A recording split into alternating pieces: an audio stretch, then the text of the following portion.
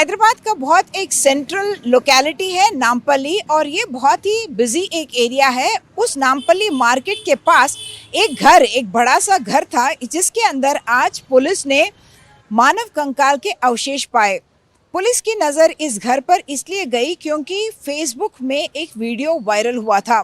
उस वीडियो को डाला एक स्थानीय युवक ने, जिसने कहा उस वीडियो में कि वो क्रिकेट बॉल को ढूंढते ढूंढते उस घर के अंदर पहुंचा, और जब वो घर के अंदर जाने लगा तो उसे पता चला कि वहाँ पे कोई रह नहीं रहा है, और अंदर उसने मानव कंकाल के अवशेष देखे, और इसलिए उसने वीडियो बनाई और फेसबुक पर डाल दिया, और वो वायरल हो गई। जिसके बाद अधिकारियों ने इस पर ध्यान दिया।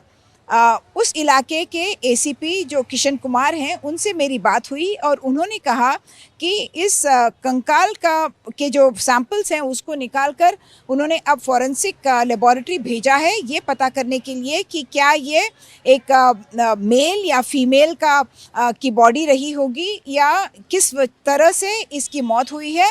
ऐसी बातें जानने के लिए उसको फॉरेंसिक एनालिसिस के लिए भेजा गया है। लेकिन वहाँ के जो इलाके के जो लोग रह रहे हैं, स्थानीय लोग जो हैं, उन्होंने ये कहा है कि 7 साल से ये घर एक तरह से अबेंडेंड पड़ा हुआ है, वहाँ पे कोई नहीं रहता।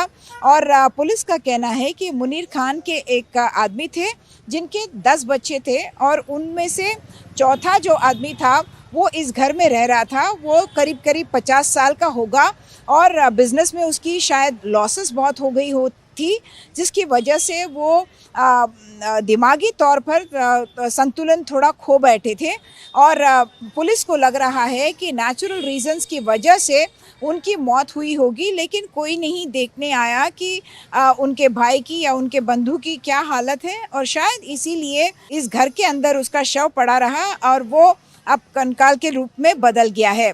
अब उनके परिवारजनों को बुलाया जा रहा है, और पुलिस का ये भी मानना है कि क्योंकि उस इलाके में काफ़ी सारे ऐसे बुचर के शॉप्स वगैरह हैं, जिस वजह से शायद वहाँ की जो स्मेल है वो किसी और को नहीं आया, या किसी ने कुछ उसमें सस्पेक्ट नहीं किया, क्योंकि उस इलाके का जो माहौल है काफ़ी क्राउडेड है, लेकिन काफ़ी स्मेली भी है, और इसलिए शायद किसी ने इस बात पर ध्यान नहीं दिया।